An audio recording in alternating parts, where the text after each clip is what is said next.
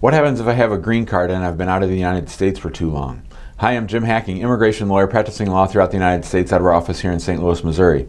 Today's question comes in by email from my man Sammer. Sammer's wondering, what happens if I have a green card, or if my wife has a green card and she's been out of the United States for too long and she wants to re-enter the United States? Now, too long is probably more than a year. Now, generally we tell people, if you have a green card, do not be out of the United States for more than 6 months.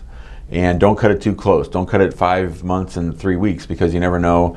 You might fall and break your hip, or you might have a medical emergency for your mother, and that can lead you to being outside the United States for more than 6 months. The reason that's important is because that can break your continuous residency for purposes of applying for citizenship. So if citizenship is something that's important for you, you should definitely not be out of the United States for more than 6 months. But let's say that you had a green card from long ago. You've been out of the, and this happens a lot. We get contacted like this. I remember when I was a brand new immigration lawyer, we had a few calls like this where people had been out of the United States for a really long time. They tried to re-enter the United States with an old green card. It hadn't expired, but it was hadn't been used in a while, and the person hadn't been residing in the United States for a while, and then they tried to enter the United States. Well, what happens? Well, of course, with any possible entry into the United States, one of three things can happen.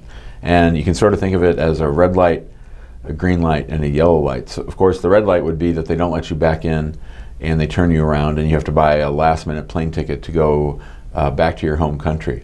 A yellow light would mean that you are allowed into the United States, but you might be placed into what's called deferred inspection, which means that you're going to have to bring evidence to your local customs office, CBP, Border Patrol, and demonstrate why you did not abandon your residency. And if you don't satisfy the attorneys for CBP, you might be placed into removal. And then, of course, the green light is you're allowed into the United States. So you never, ever, ever want to be out of the United States for more than a year, because it's basically opening you up to the chance of them taking away your green card. So don't ever, ever stay outside the United States for more than a year. But if you have, like I said, we get these calls. I think for the most part, they're probably not going to let you in. They might let you in. They should let you in.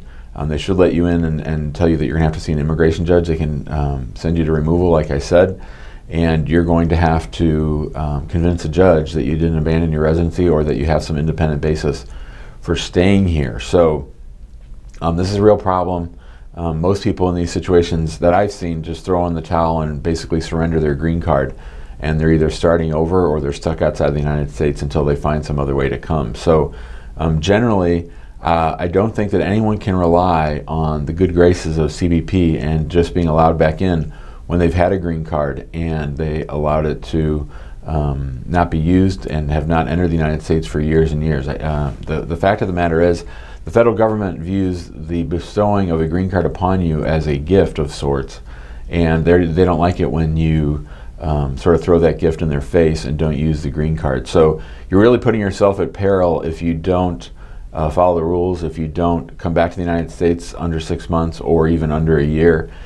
Even a year and a day can really cause you trouble, so don't cut it too close. Like I said, don't ever do it. But if you do, you can give us a call. And we might not be able to do much for you, but at least we can talk through what your options are. But basically, I'm going to tell you what I told you on this video, because we try to give away all of our best information on these videos. It's not like we're hiding anything. And so we obviously encourage you not to do this. Don't try to enter the United States with an expired green card. There are certain things you can do if your green card has been lost to try to get back in, but it's really complicated, and it's really slow, and it's really hard. And a lot of times, ironically, these people who've been out of the United States for a really long time on a green card now want to come back all of a sudden because of some emergency in the United States, and they're really in a deep pit of trouble. So if you have questions about this, about how you might lose your green card or how you might lose your lawful permanent resident status, give us a call at 314-961-8200. You can email us at info@hackinglawpractice.com. You can always find us in our Facebook group, which is called Immigrant Home. And if you like this video, we ask that you please share it out on social, spread the word, and subscribe to our YouTube channel or any of our other channels so that whenever we make a video like this one, you're one of the first people to learn about it. Thanks a lot. Have a great day.